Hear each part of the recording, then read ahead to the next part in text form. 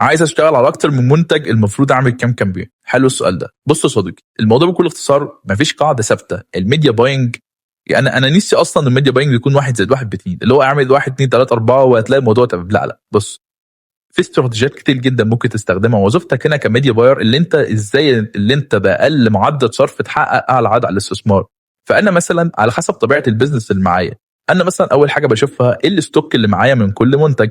المنتج ده مثلا عندي منه 100 قطعه، المنتج ده عندي منه قطعتين او ثلاثه، المنتج ده عندي منه كذا. فببدا بناء عن دراستي للبيزنس وطبيعته وكم المنتجات اللي معايا والبادجت المتاحه معايا للاعلان، بنبدا نبني الاستراتيجيه اللي توصلنا للهدف بتاعنا.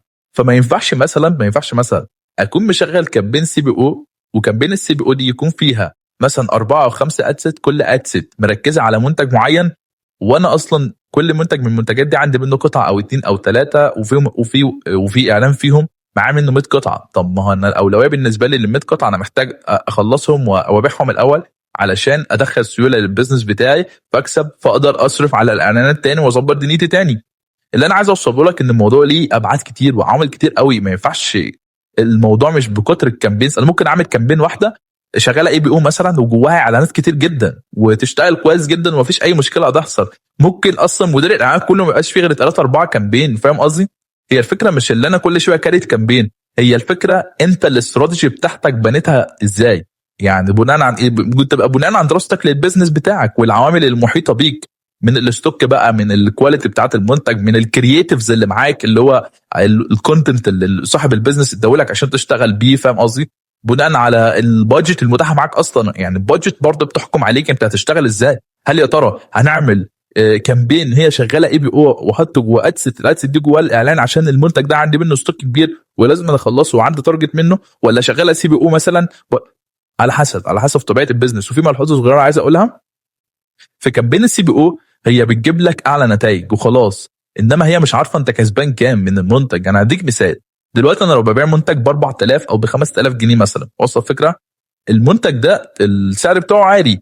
طيب ولو نفترض ان انا بالتوازي ببيع منتج تاني معاه مثلا، او موجود في الويب سايت عندي منتج تاني ب 2000، مش انا لو عملت كامبين سي بي او واديت للسي بي او دي بادجت وحطيت لها 3 4 منتجات مثلا، وفي منتج منهم عالي هو اللي في الربح بتاعي اصلا، فهيبدا هو طبعا هيبدا يعمل ايه؟ اكتر ادست هتجيب اوردرات، هيبدا الادست دي يدي لها هي الاولويه في الصرف، صح كده؟